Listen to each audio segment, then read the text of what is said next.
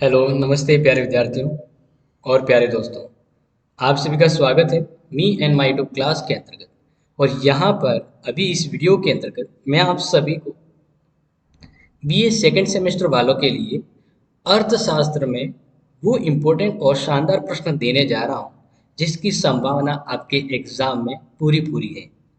तो अब इसी इम्पोर्टेंट वीडियो के अंतर्गत इस इम्पोर्टेंट क्वेश्चंस को आप मैं तो बताती और कहते हैं ना कि सीरियस लेकर इसको याद करें, क्योंकि मुझे पूरा यकीन है कि आप इन प्रश्नों को कर कर अपनी रिजल्ट को बेहतर बना सकते हैं। और वैसे आप सभी की ये बहुत बेसब्री से प्रतीक्षा थी, इंतजार था कि सर हमारे इकोनॉमिक के प्रश्न अभी तक क्यों नहीं मिले हैं। तो मेरे सभी प्यारे विद्यार्थियों को इस इम्पोर्टेंट वीडियो के इम्पोर्टेंट क्वेश्चंस के जरिए बेस्ट ऑफ एग्जाम की शुभकामना देता हूं कि आप बढ़िया करें। तो बढ़ते हैं कुछ इम्पोर्टेंट प्रश्नों पर जो आपके एग्जाम के लिए हेल्पफुल होंगे। बड़े प्रश्न ही यहाँ पर मैं आपको दूंगा, जहां हो सकता है छोटे प्रश्न भी आपकी हेल्प करें इसमें। और बाकी इन प्रश्नों के अलावा भी अपनी तैयारी को शानदार और जानदार बनाइएगा। तो ध्यान रखिएगा कि सफलता मेहनत से मिलती है और मेहनत के लिए आपको पूरी तरह से समर्पण करना होता है। तो ध्यान रखिएगा, जब तक जिंदगी में संघर्ष और मेहनत न हो तब तक उसका जीने का लहजा ही नहीं होता और मजा भी नहीं आता है। तो बढ़ते हैं अपने इंपॉर्टेंट प्रश्न पर।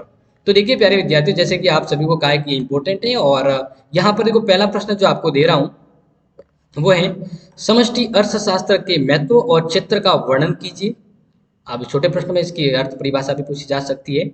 नेक्स्ट है समष्टि स्थैतिक और समष्टि प्रागैतिक, जिसको हम प्रौद्योगिकी भी कहते हैं, में भेद कीजिए और यह साबित कीजिए कि समष्टि प्रौद्योगिकी का अधिक महत्वपूर्ण है, यानी अधिक महत्वपूर्ण अध्ययन है। यहाँ पर इसको नोट कर लेना, महत्वपूर्ण अध्ययन है, इसको नोट कर लेना कि ये ज्यादा है। मतलब ये साबित करना है कि समष्टि प्रौद्योगिकी जो है ना, यानी इन दोनों में से समष्टि प्रौद्योगिकी का अधिक महत्वपूर्ण अध्ययन होता है और ये अध्ययन के लिए अधिक महत्वपूर्ण है। तो यहाँ पर ये प्रश्न में इस यहाँ पर प्रश्न के अंदर यहाँ पर अधिक अधिक अध्ययन महत्वपूर्ण है, ये आया, ठीक है ना।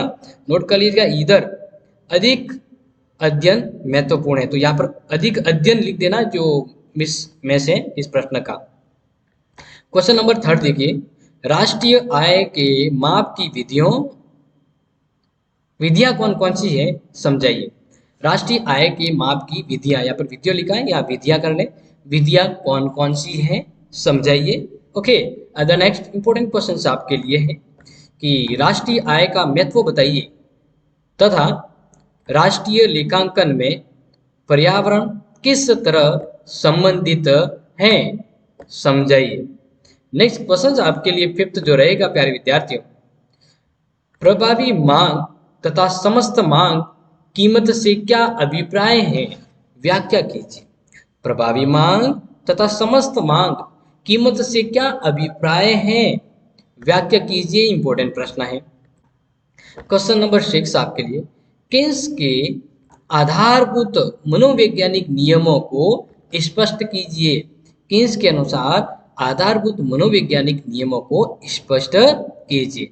प्रश्न आपको समझ में आ रहा है कि नहीं आ रहा है, क्योंकि प्रश्न आप सबके लिए बहुत ज़्यादा इम्पोर्टेंट होता है और मैं ये चाहता हूँ कि आप इन प्रश्नों को बहुत ईमानदारी से और दृढ़ता से याद करें, क्योंकि जिसने इन प्रश्नों को याद किया है उनका संभावित है कि वो एग्जाम बढ़िया हो। क्वेश्चन नंबर 7, पूंजी की सीमांत उत्पादकता से क्या अभिप्राय है, निवेश के निर्धारक तत्व कौन कौन से हैं, ये प्रश्न हो गया है 7। 8 नंबर है, निवेश क्या है, निवेश फलन की अवधारणा को स्पष्ट कीजिए। एंड नेक्स्ट इंपॉर्टेंट बढ़ते हैं, तो क्वेश्चन नंबर 9 देखिए, आधा बचत से आप क्या समझते हैं, बचत और विनियोग के मध्य संबंध की विवेचना कीजिए। बचत और निवेश में समानता को भी स्पष्ट कीजिए। क्वेश्चन नंबर आपके लिए 10 देखिए, पूंजी को सीमांत उत्पादकता की स्पष्ट व्याख्या कीजिए। पूंजी की, यहाँ पर थोड़ा वर्ड है, ये की है, तो पूंजी की सीमांत उत्पादकता को स्पष्ट कीजिए, को स्पष्ट कीजिए, ठीक है। नेक्स्ट है क्वेश्चन नंबर 11, मुद्रास्फीति के कारणों का विश्लेषण कीजिए और मुद्रास्फीति को कैसे नियंत्रित किया जा सकता है, इनका भी उल्लेख करना है, very very important. And question number 12 जो आपके लिए है, मुद्रास्फीति के कारण बताइए। मुद्रास्फीति का अर्थव्यवस्था के विभिन्न क्षेत्रों में प्रभाव का वर्णन कीजिए। तो प्यारे विद्यार्थियों, ये मेरा प्रयास था आपके लिए इकोनॉमी के अंदर। उम्मीद के अकॉर्डिंग कि ये प्रश्न आपके एग्जाम में मिले, तो आप इन प्रश्नों को जरूर याद करें। बाकी आप अपनी तैयारी कर रहे हैं, जो छोटे बड़े प्रश्न आप अलग से तैयार किए हैं वो तो बढ़िया है ही, लेकिन आप इनको भी याद करें, शायद आपके एग्जाम में ये प्रश्न आ जाए। जैसे कि ज्योग्राफी में, हिस्ट्री में वगैरह सब में जो अपने प्रश्न है वो हेल्पफुल रहे हैं, तो उम्मीद है ये भी आपकी हेल्प करेंगे। मिलते हैं आपको नेक्स्ट इंपॉर्टेंट क्लास में। तब तक के लिए thank you so much, take care and have nice day. जय हिंद, जय भारत।